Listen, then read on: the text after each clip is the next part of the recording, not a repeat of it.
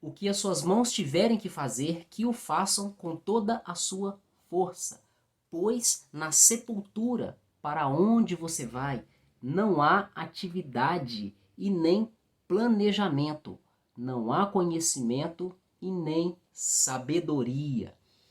Esse texto está em Eclesiastes capítulo 9, versículo 10. Meu nome é Anderson, você está no canal A Porta Estreita. Seja bem-vindo, que a graça e a paz de Jesus Cristo estejam com você. Graças a Deus por mais um dia para meditar e refletir na palavra de Deus. E como sempre fazemos, no final estaremos orando juntos.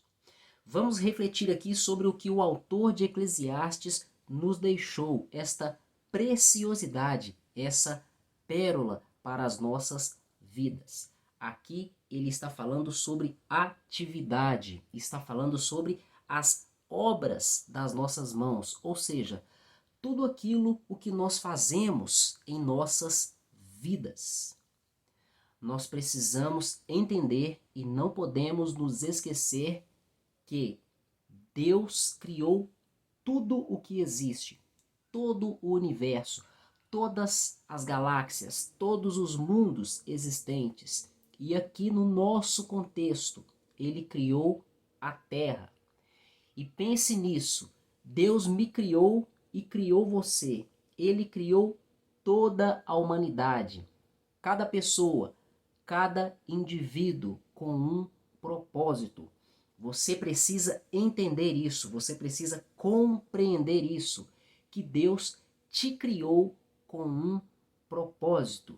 Deus não te criou em vão. Existe um propósito da parte de Deus para a sua vida. E você precisa entender também que esse propósito, ele não se refere apenas a você. Você precisa entender que através da sua vida, Deus também cumpre outros propósitos na vida de outras pessoas e através de outras pessoas também. Por que estou falando isso? Estou falando isso porque um dia nós estaremos diante do Senhor e a palavra de Deus nos ensina repetidamente que todos nós vamos dar contas a Deus de tudo aquilo que nós fizemos nessa vida. Ele vai nos dar a recompensa de todas as nossas obras, sejam elas boas ou sejam elas más. Nós vamos plantar tudo aquilo que nós colhemos nessa terra. Agora vamos voltar um pouco o nosso pensamento para a palavra propósito, objetivo. Você está vivo, você existe nessa terra porque existe um propósito da parte de Deus para a sua vida. E para que esse propósito se cumpra, você precisa fazer alguma coisa.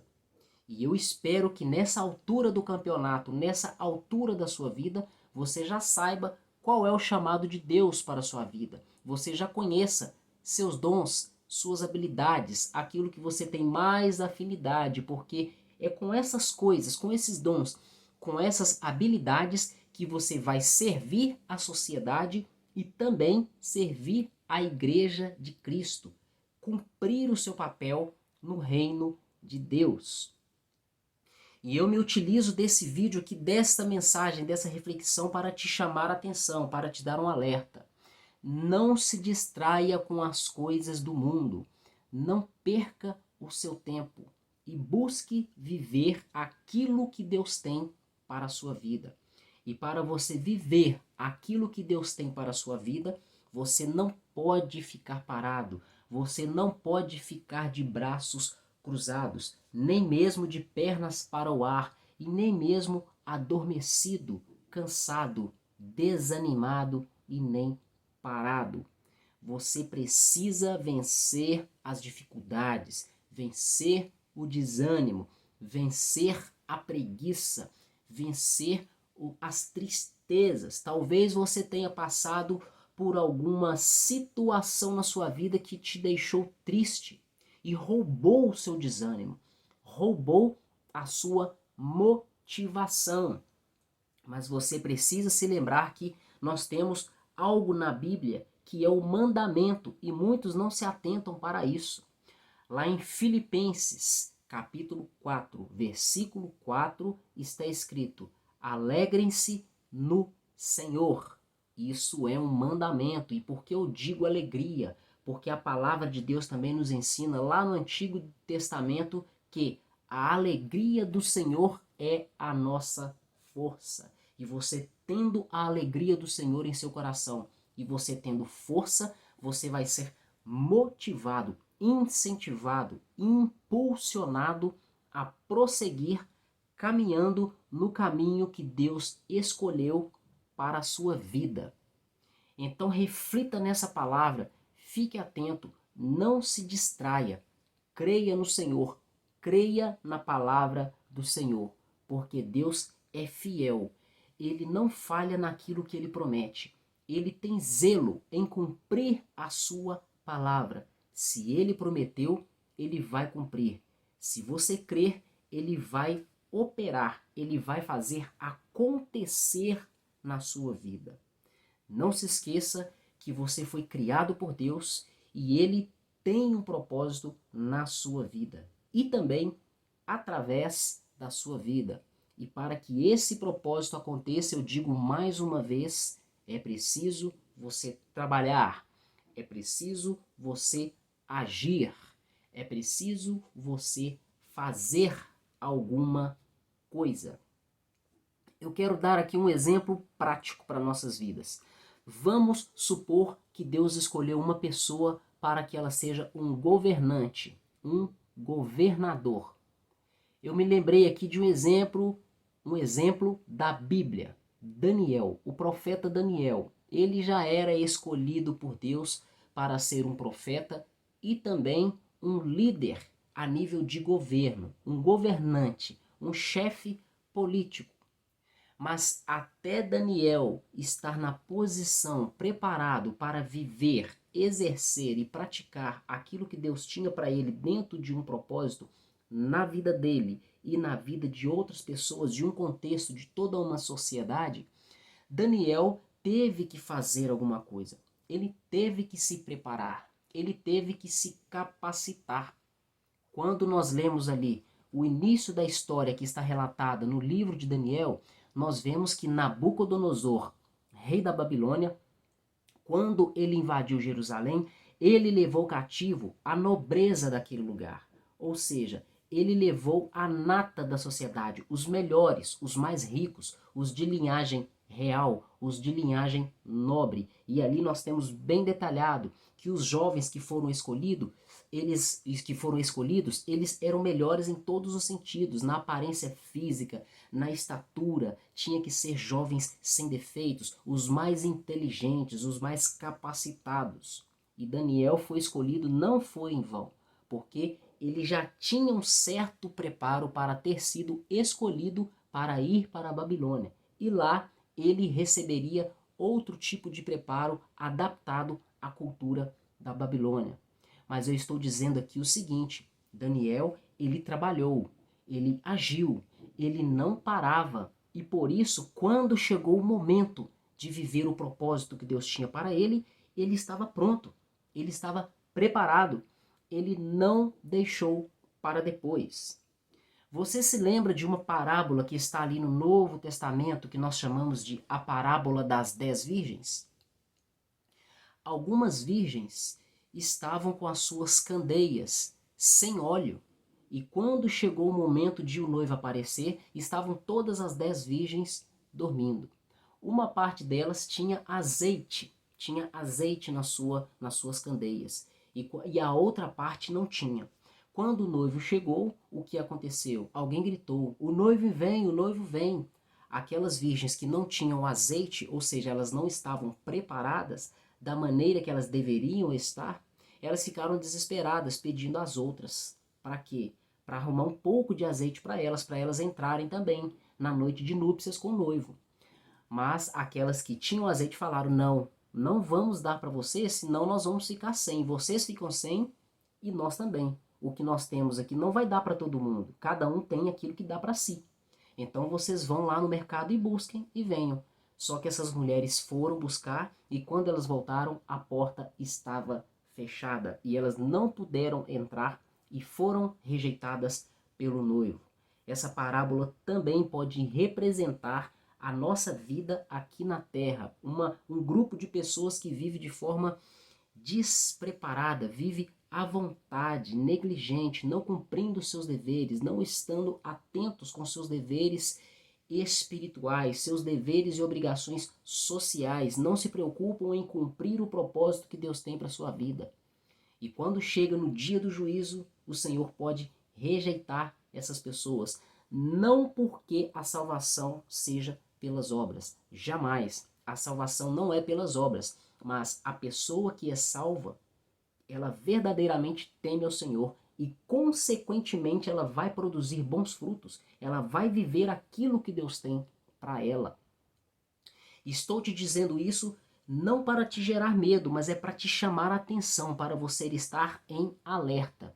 Não deixe de fazer aquilo que Deus te chamou para fazer. Você precisa saber qual é o seu propósito nessa terra. Aqui em Eclesiastes capítulo 9, versículo 10, nós lemos: o que as suas mãos tiverem que fazer, que o façam com toda a sua força, pois na sepultura para onde você vai, não há atividade, nem planejamento, não há conhecimento e nem sabedoria. Ou seja, a atividade, o planejamento que você precisa ter, a atividade que você precisa ter, o conhecimento que você precisa buscar e adquirir, a sabedoria, é nesse tempo, é nessa vida, é agora, para que você cumpra e viva o propósito que Deus tem para a sua vida e através da sua vida. Depois que você morrer, acabou. Acabou. Depois é a ressurreição e nós seremos julgados. Uns serão para a vida eterna e outros serão para a morte eterna, para o tormento, o sofrimento eterno. E outra coisa que eu quero te chamar a atenção aqui: se preocupe com o tempo. Os dias estão abreviados. Por todos os lados nós vemos as pessoas falando que existe uma sensação de que os tempos hoje estão passando de forma mais rápida. Eu me lembro também, no Novo Testamento, eu acho que foi o apóstolo Paulo que escreveu isso, dizendo que nós devemos viver o dia de hoje como se fosse o último dia. Se não me engano, está em uma de suas cartas aos Coríntios. Escreve aí no comentário, procure na sua Bíblia, faça um exercício aí. Procura na sua Bíblia onde está esse versículo que fala sobre isso e deixa aí no comentário. Viva o dia de hoje como se fosse o último dia, porque nós não sabemos o que nos vai acontecer amanhã.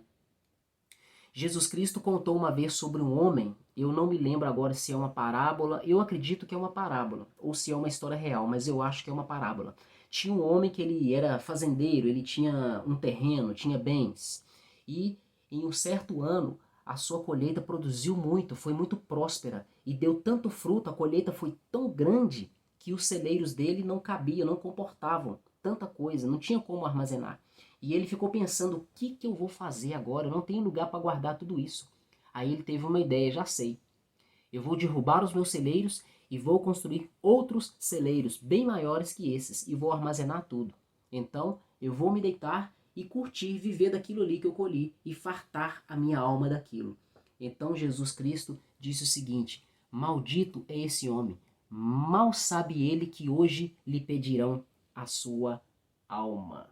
Olha aí, aquele homem não sabia o dia de amanhã, ele não sabia que ele iria morrer e queria viver na regalia, simplesmente por causa de um grande lucro que ele teve em uma colheita. Eu me lembro também de Jesus Cristo falando, ele disse o seguinte: o meu pai trabalha até agora e eu também não paro de trabalhar. Lá em Provérbios também, o autor de Provérbios nos ensina sobre o trabalho das formigas. As formigas que não têm chefe, não têm líder, mas elas trabalham em conjunto, em sincronismo, organizadas, colhendo o seu alimento para o inverno, porque no inverno as formigas não têm alimento. Elas são prudentes, elas não param de trabalhar, porque existe tempo para todas as coisas. Existe o tempo de trabalhar, existe o tempo de descansar. E o trabalho, todo trabalho é para um propósito, toda atividade, toda tarefa, tudo é para chegarmos em um propósito. E o tempo desse propósito, ele chega, uma hora ele chega. Em Eclesiastes capítulo 3, diz que existe um tempo determinado para todas as coisas, para tudo que acontece debaixo desse céu, nessa terra. Existe um tempo e um propósito para tudo. Existe tempo de nascer e tempo de morrer. Tempo de se entristecer e tempo de se alegrar. Tempo de colher e tempo de plantar. Tempo de se afastar e tempo de se ajuntar. Nós nascemos, já passou o tempo de nascer, passou o nosso tempo de infância, passou o nosso tempo de adolescência. Estamos na fase adulta. Talvez você que esteja me ouvindo já esteja na fase de ser um idoso, ou talvez você ainda é um jovem, por volta de 20 e poucos anos. Mas eu quero que você entenda que para tudo existe um tempo. E existe também o tempo do nosso fim nessa terra, nessa vida atual. Um dia nós morreremos. E após a nossa ressurreição, estaremos diante do Senhor e deveremos prestar contas a Ele. E aí eu te pergunto, o que você tem para apresentar ao Senhor? O que você vai dizer ao Senhor naquele dia? Deixe-me contar aqui um breve testemunho que me veio aqui na mente agora. Eu nem sabia que eu ia falar isso aqui, eu não planejei falar isso. Veio isso aqui na minha mente agora. Há muitos anos atrás eu tive um sonho, e esse sonho não foi uma vez, eu sonhei esse sonho mais de uma vez. Na época eu tinha muito medo, eu ficava muito preocupado. Eu sonhei que eu estava na fila, no grande juízo. Era uma fila e Deus estava na frente e na minha frente tinha umas duas pessoas. O terceiro ali seria eu. E era vez por vez, cada um ia apresentando-se diante do Senhor para dar satisfação. E essas pessoas tinham um papel na mão. Nesse papel estava escrito as obras, tudo o que ela fez. E esse papel estava na minha mão, e quando eu olhava para o meu papel, ele estava em branco, não tinha nada nele. Aí eu pensei assim, me empresta um lápis aí para mim. Eu olhei para alguém que estava perto, me empresta um lápis aí que eu vou escrever. Me veio esse pensamento lá no sonho. Aí, ao mesmo tempo, eu pensei assim, não, eu não vou fazer isso. Eu sempre tive temor pelo Senhor. Eu não vou fingir para o Senhor, eu não vou tentar enganar o Senhor. Até mesmo porque, além de que isso não faz parte da minha essência, graças a Deus por isso, não faz parte do meu caráter, não tem como enganar Ele mesmo se eu quisesse. Vou ter que apresentar a Ele o papel em branco do jeito que está. Foi um sonho curto, uma visão curta, assim, e sumiu. Eu sonhei isso, eu tive essa visão em sonho 2 vezes. Na época eu ficava muito preocupado, imaginando que talvez fosse um sinal da parte de Deus para mim. Mas isso é algo bíblico, independente do sonho que eu tive, isso é algo bíblico. Um dia estaremos diante de Deus e deveremos dar contas a Ele de tudo aquilo que Ele nos confiou. Porque tudo tem um propósito, não é simplesmente por fazer por fazer não, é por causa do propósito. O nome de Deus tem que ser glorificado. As pessoas precisam conhecer o Evangelho, precisam conhecer a Jesus. E também nós devemos viver de forma que o nome de Deus seja engrandecido, que o nome do Senhor seja glorificado. Então, Eclesiastes 9:10 está escrito que o que as suas mãos tiverem que fazer, que o façam com toda a sua força, pois na sepultura para onde você vai não existe mais atividade, nem planejamento, nem conhecimento e nem sabedoria. Se você está sem força, conforme diz aqui Eclesiastes 9, versículo 10, que você faça com todas as suas forças aquilo que você precisa fazer, busque no Senhor. O Senhor é a nossa força, a alegria do Senhor é a nossa força. Ele é a nossa fonte de vida. Se você é um ramo, você está conectado na videira, que é Jesus Cristo, e Ele te fornece toda a seiva que você precisa para você ter vigor e produzir bons frutos. Busque força no Senhor, peça a Ele e Ele vai te capacitar, Ele vai te ajudar. Então fica aqui a dica, fica o recado de hoje. Não fique parado, não desanime. Busque forças no Senhor e faça aquilo que Ele tem para a sua vida, para que você viva o propósito dEle para a sua vida e também que o propósito dEle se cumpra através da sua vida, abençoando outras pessoas ao seu redor. Feche os seus olhos e vamos orar. Pai querido, em nome do Senhor Jesus Cristo, nós te damos graças por mais um dia, meu Pai, refletindo na Tua palavra, meu Deus. Obrigado por esse momento, por essa oportunidade. Deus, nós te pedimos que o Senhor perdoe as nossas falhas e os nossos pecados. Pai querido, nós te pedimos em nome de Jesus Cristo que a tua palavra venha penetrar no nosso coração. Deus querido, eu te peço, meu Pai, aquele que está com dificuldades de viver a vida, meu Pai, de acordo com o propósito que o Senhor separou para essa pessoa, que o Senhor venha ajudar essa pessoa, que o Senhor venha, meu Deus, abrir o entendimento espiritual, tira toda a cegueira espiritual. Pai querido, em nome de Jesus, meu Deus, trabalha no coração, na alma e na mente dessa pessoa, que o teu Espírito venha convencer essa pessoa.